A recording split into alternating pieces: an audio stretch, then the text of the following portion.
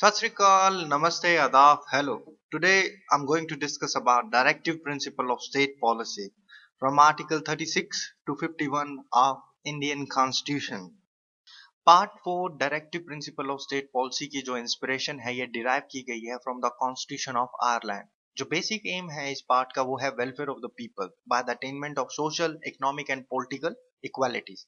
ये रिस्पॉन्सिबिलिटी बनती है स्टेट की कि वो प्रोवाइड करे हर एक तरह के मेजर्स जहां पर उस स्टेट के सभी मेंबर्स रीच कर सके minimum standard of necessities like economic security हो उनको, सिविलाइज लिविंग हो उनकी, capacity to secure social status and culture to keep good health. State जो है पॉजिटिव मेजर्स लेगा to aid the community at large. देखिए इंडिया जैसे देश में poverty, unemployment, lack of education and social economic and political backwardness की जो है मेन कोज है इंडिया के अंदर। और इसको एरेडिकेट करने के लिए, खत्म करने के लिए जो गवर्नमेंट है उसे अचीव करने पड़ेंगे ideal and objective of directive principle of state. Authorization behind directive principle. देखिए जो directive principle of state policy है इन्हें इन्फोर्स नहीं किया जा सकता किसी भी कोर्ट द्वारा। अगर कोई स्टेट इन्हें इम्प्लीमेंट नहीं करती है तो वो आंसरेबल होगी to the people every time during the election. और वो रिजेक्ट भी कर सकते हैं गवर्नमेंट को जो नेसेसरी स्टेप नहीं लेगी regard to the directive principle of state policy. यहाँ पर बेशक कोई हाईएस्ट ट्रिब्यूनल की लीगल फोर्स ना हो डायरेक्टिव प्रिंसिपल के, पर पब्लिक ओपिनियन स्टैंड करता है बिहाइंड द डायरेक्टिव प्रिंसिपल। और जो गवर्नमेंट है वो अफोर्ड नहीं कर सकती कि वो इग्नोर करे directive principle of state policy, because directive principle of state policies एक ड्यूटी देता है गवर्नमेंट को जो इन पावर है to do something for the welfare of the people. Promotion of social order article 38 देखिए कमांड करता है स्टेट को कि भी वो इफेक्ट दे उन ऑब्जेक्टिव्स को जो एक्सप्रेस कर रखे हैं प्रेम्बल ऑफ कॉन्स्टिट्यूशन के अंदर। और कैसे? By securing the social order for the promotion of welfare of the people. अब जो कंसेप्ट सोशल जस्टिस है कॉन्स्टिट्यूशन के अंदर जो इम्प्लांट किया गया है वो एक order growth development of personality of every citizen के लिए, कि भी हर एक सिटीजन की एक ग्रोथ एंड डेवलपमेंट हो ऑर्डरली। ये इंटीग्रल पार्ट ऑफ जस्टिस है। इन अ जेनरिक सेंस में अगर हम बात करें जो सोशल जस्टिस है एक डायनेमिक डिवाइस है जिससे हम मिटिगेट कर सकते हैं suffering of poor, weak, Dalit, tribes and deprived section of the society, ताकि वो बेहतर जिंदगी जी सकें। Certain principle to be followed by the state article 39 कहता है कि भी जो मेन एंड वुमेन है इक्वल राइट होने चाहिए for adequate means of livelihood. और जो ओनरशिप एंड कंट्रोल होंगे मटेरियल रिसोर्सेज के जो कि कम्युनिटी के हैं वो डिस्ट्रीब्यूट किए जाए best to the purpose of common good. और जो ऑपरेशन है इकोनॉमिक सिस्टम का वो रिजल्ट इन ना करे in the construction of wealth and means for production to the common damage. There must be equal pay for equal work for both man and woman. Health and strength of men and women and endangered children के साथ abuse, exploit ना किया जाए, उन्हें abuse ना किया जाए। और जो citizens हैं उनको force नहीं किया जाना चाहिए for the economic necessity to enter the occupation जो कि सूट ही नहीं करती है उनकी ये जो strength को। और आप देख सकते हैं मोदी जी 12 घंटे काम करने के लिए कह रहे हैं आपको, तो कितना अच्छी सरकार है ना। और जो चिल्ड्रन हैं इनको अच्छी अपॉर्चुनिटी दी जानी चाहिए, फैसिलिटीज दी जानी चाहिए ताकि ये डेवलप कर सके अपने हेल्दी मैनर को उस कंडीशन के अंदर, फ्रीडम एंड डिग्निटी के अंदर। और जो चाइल्डहुड एंड यूथ है वो प्रोटेक्ट हो against the exploitation and against the moral and material rejection. Childrens के साथ भी बहुत अच्छा कर रहे हैं मोदी जी, वाह वाह मोदी जी वाह। State of Tamil Nadu versus cover by का केस में क्या हुआ कि मटेरियल रिसोर्सेज और डिस्ट्रीब्यूशन को एक्सप्लेन किया गया है, पर जो मटेरियल रिसोर्सेज हैं ये सिर्फ स्टेट के ही नहीं बल्कि प्राइवेट पर्सन के भी इंक्लूड किए गए हैं। आज जैसे कि कोई इलेक्ट्रिसिटी जनरेट की जा रही है या डिस्ट्रीब्यूट की जा रही है by the non government agency, then it was held to be done secure under clause B also. अब जो डिस्ट्रीब्यूशन है इसका मतलब ये नहीं है कि भी आप किसी की प्रॉपर्टी उठाएं और दूसरे को डिस्ट्रीब्यूट कर दें। इसका मतलब है नेशनलाइजेशन करना प्रॉपर्टीज का फॉर द इफेक्टिव डिस्ट्रीब्यूशन, ताकि कुछ ही लोगों के हाथ में ये वेल्थ ना जाए। As a result benefit the society at large. Article 39 A equal justice and free legal aid को प्रमोट करने की बात करता है on the basis of equal opportunities. ये इम्पोज करता है ड्यूटी स्टेट के ऊपर कि भी वो फ्री लीगल एड प्रोवाइड करे to the poor. That means free representative legal वकील जो कि फ्री मिले जो लोग गरीब हैं, ताकि वो इजीली एक्सेस कर सकें to the court to appeal the legal right and secure him equal protection of law. और ये जो equal justice and free legal aid की बात है ये सिर्फ 39 ए के अंदर ही नहीं बल्कि आर्टिकल 14 एंड 21 के अंदर भी है। Article 40 village panchayat. देखिए कमांड करता है आर्टिकल 40 स्टेट्स को कि वो नेसेसरी स्टेप्स ले ताकि वो ऑर्गेनाइज कर सके विलेज पंचायत को और उन्हें ग्रांट कर सकें with such powers and authority जो भी नेसेसरी होंगी for the functions as a unit of a self government के लिए। Article 41 right to work education and public assistance की बात करता है। देखिए आर्टिकल 41 को जब भी पढ़ें आर्टिकल 45 के साथ पढ़ें क्योंकि ये नेसेसरी नहीं डिजायरेबल है for the performance of the state duty and responsibility that is to provide education to all the citizens. और ये हेल्ड किया गया है जो भी आर्टिकल 29 एंड 30 है रिलेट करता है एजुकेशनल एंड कल्चरल राइट्स के साथ। इसे रीड करें with the backdrop of article 41 and 45। अब जो वर्ड पब्लिक असिस्टेंस है इन आर्टिकल 41 ये यूज किया गया है with reference to the cases of unemployment old age sickness and disablement and not with respect to the right to work which provided in the first part of the article.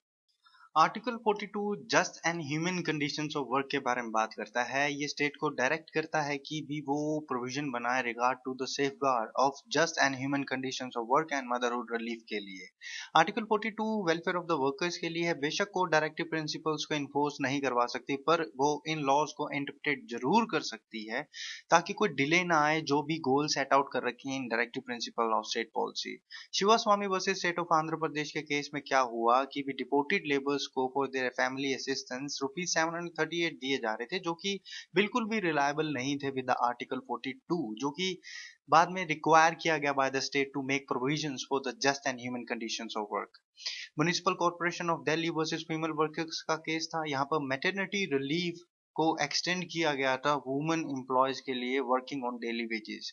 However जो enforcement है discipline and obedience to the authority in the work place has been held no violation of the article 42। Article 43 living wages for workers. देखिए article 43 के under एक model को set out किया गया है जहां पर हमारा सोशल वेलफेयर ऑफ स्टेट है इसको अटेम्प्ट करने हैं to make and to upgrade living conditions for the workers. अब जो ये आर्टिकल है ये फर्निश करता है principle of unfair labour practice को जो कि जज की जा सकती है पर इसके लिए कोई एग्जॉस्टिव टेस्ट को ले डाउन नहीं किया जा सकता कि भी हमें पता लग जाए अनफेयर लेबर प्रैक्टिस कहाँ है कैसे हो रही है क्यों हो रही है। पर ये कहा गया है कि भी जहां पर भी अनफेयर लेबर प्रैक्टिस हो रही है वॉयलेट करती है प्रिंसिपल ऑफ आर्टिकल 43 को और अदर आर्टिकल्स जो कि रेफर कर रहे हैं decent wages and living conditions for workman and which practices. अगर ये परमिट किया जाता है ये नॉर्मल हो जाएगा और ये इंडस्ट्रियल स्ट्राइक को लीड करेगा। अब जो लिविंग वेजेस हैं ये वो वेजेस हैं जो कि इनेबल करते हैं एक मेल अर्नर को टू प्रोवाइड फॉर हिमसेल्फ और उसकी फैमिली के लिए just not a mayor necessities but A measure of prudent comforts की भी वो अच्छी भली जिंदगी जी सके उसे सोचना ना पड़े किसी चीज को लेकर। मिनिमम वेज की बात करें तो ये sufficient to cover the bare needs of the workman like he will just have evening meal and afternoon meal and that's it. पर जो लिविंग वेजेस के अंदर है वहां पर क्या अगर एक बंदे के पास गाड़ी है तो गाड़ी में तेल भी डलवाने का रखेगा सिस्टम मतलब उसका प्रूडेंट कंफर्टेड जो भी है एसी भी लगवा सकता है ना हर एक चीज है। पर मिनिमम वेज के अंदर यही है कि भी वहां पर सिर्फ उसकी जो नीड्स हैं अपने बच्चों की फीस ही पूरी कर पा रहा है धक्के से मुश्किल कर कुरा के कहीं ना अगले महीने की फीस पकड़ रहा है वो वर्कर तो उस चीज के अंदर ये मिनिमम वेज आ जाता है। और जो फेयर वेज है वो उसका मतलब है कि भी जो लिविंग वेज और मिनिमम वेज के बीच में होता है उसे फेयर वेज कहते हैं। Article 43A participation of the workers in the management of industry. देखिए जो वर्कर्स पार्टिसिपेशन का मतलब यही है कि यहाँ पर शेयर किया जाए decision making and policy making with the management या फिर हम इसे ऐसे भी डिस्क्राइब कर सकते हैं कि जो transfer of decision making right in the enterprise और अंडरटेकिंग। ऐसे एक केस था मुंबई कामगार सभा वर्सेस अब्दुल भाई का जहां पर सुप्रीम कोर्ट ने हेल्ड किया कि ये एक एक्सेप्टेड डॉक्ट्राइन है आज के जमाने में कि भी जो लेबर है वो एक बैकबोन है नेशन की और particularly in the area of the economic reliance. जो national textile workers union versus PR Ramakrishna के केस में क्या हुआ सुप्रीम कोर्ट ने कहा अपनी अटेंशन को ड्रॉ अप करते हुए from the article 43A upheld that जो right of the workers to be heard उनको सुना जाएगा while winding up proceedings of a company.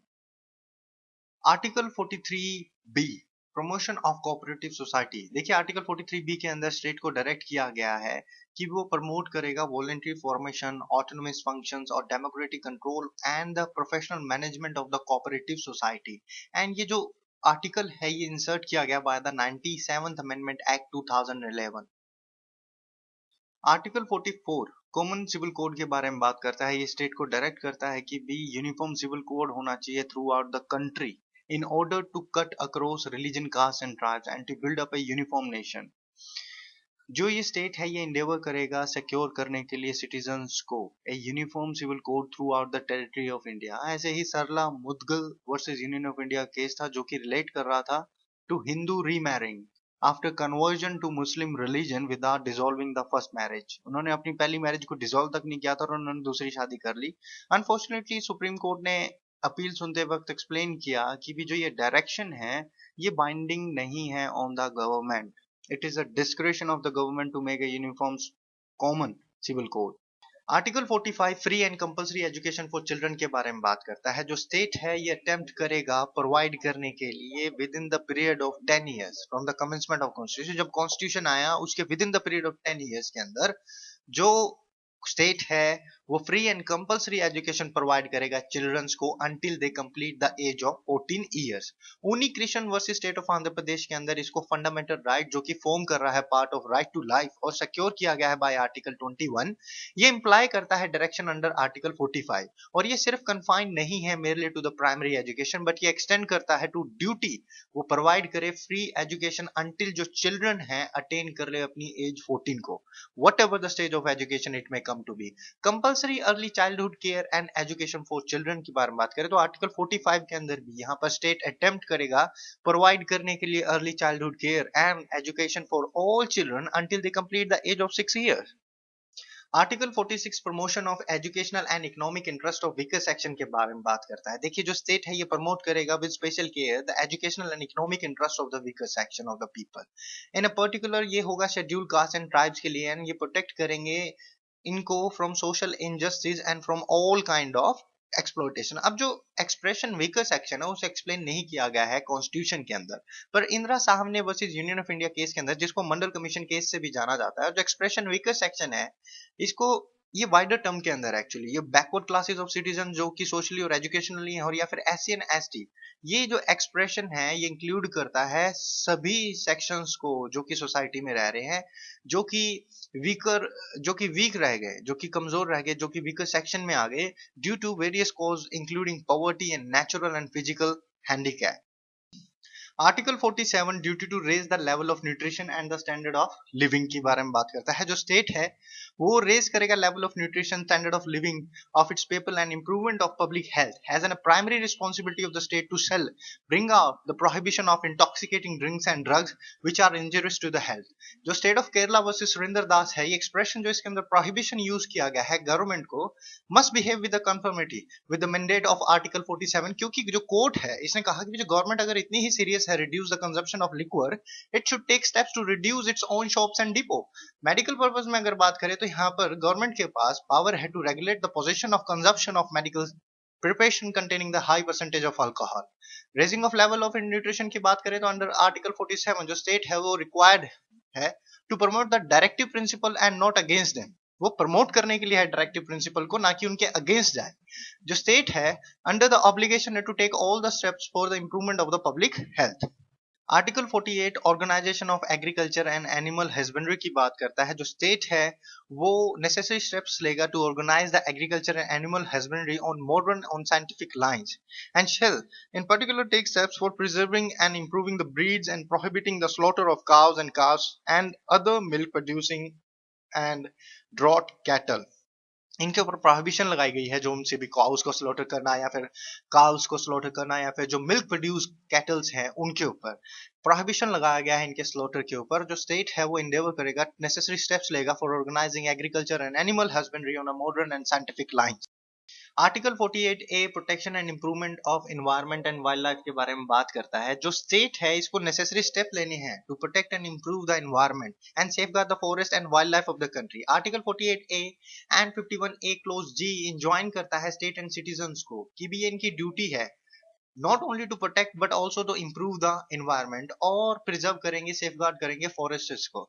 और इस आर्टिकल को जो above article 48A and 51AG हैं, इनको कंसीडर करना है under the light of article 21 जो कि सिक्योर करता है right to life and liberty. Sansar Chand versus state of Rajasthan के केस में यह हुआ कि भी जो मेन रीजन था decline of India wild animal का एंड बर्ड्स का, वो ऑर्गेनाइज पोचिंग थी। द केस रिवील्स दैट कितने ग्रीडी लोग थे जिन्होंने ऑर्गेनाइज क्राइम किया और डिस्ट्रॉय कर दिया parts of wild life India को। आर्टिकल 49 बात करता है प्रोटेक्शन ऑफ मॉन्यूमेंट्स की। यहाँ पर स्टेट को डायरेक्ट किया गया है कि वो प्रोटेक्ट करे हर एक उस मॉन्यूमेंट को, प्लेस को, ऑब्जेक्ट को जिसका एक हिस्टोरिकल इंटरेस्ट है और जो कि डिक्लेयर किया गया है by the law which is made by the parliament to be a national importance from the spoliation, destruction, removal and disfigurement. Article 50 separation of the judiciary from the executive. देखिए जो state को यहाँ पर direct किया गया है under article 50 की भी वो नेसेसरी स्टेप्स लेके भी जुडिशरी को एग्जीक्यूटिव से सेपरेट करे in the public service of the states. MM Gupta versus state of J&K के केस में क्या हुआ कि जो सुप्रीम कोर्ट था इसने सेट असाइड कर दी उन अपॉइंटमेंट्स को जो कि डिस्ट्रिक्ट जज की थी और जो कि की गई थी bye the state government against the person जो कि रिकमेंड किए गए थे बाय द हाई कोर्ट। और जो सुप्रीम कोर्ट था इसने सेट असाइड कर दिया इसको और कहा कि भी यहाँ पर there is a broad separation of power under the constitution of India and one organ of the state should not ordinarily encroach into the domain of another, कि भी एक जो organ है वो दूसरे organ की powers के साथ या उसकी territory या उसकी jurisdiction के अंदर ना जाए। Article 51 promotion of international peace and security के बारे में बात करता है कि भी जो स्टेट है अंडर आर्टिकल 51 नेसेसरी स्टेप्स लेगा for the international peace and security, maintain करेगा just and honourable relationship between the nations और प्रमोट करेगा respect for international law and treaty obligation जो कि डील करेंगी for the organisation of the people with one another. Encourage करेगा settlement of international dispute by arbitration. जो article 51 है ये obligate करता है स्टेट को टू प्रमोट करे respect for the international law and treaty obligation, but international law has no supremacy over the municipal law under the constitution, की भी international law की कोई सुप्रीमेसी नहीं है over the municipal law under the constitution, but still they have to promote the international law और जो treaties हैं उनकी respect करे, promote करे उन्हें। Presented by Gurjant Singh. Thanks for watching. Subscribe the channel if you find it useful.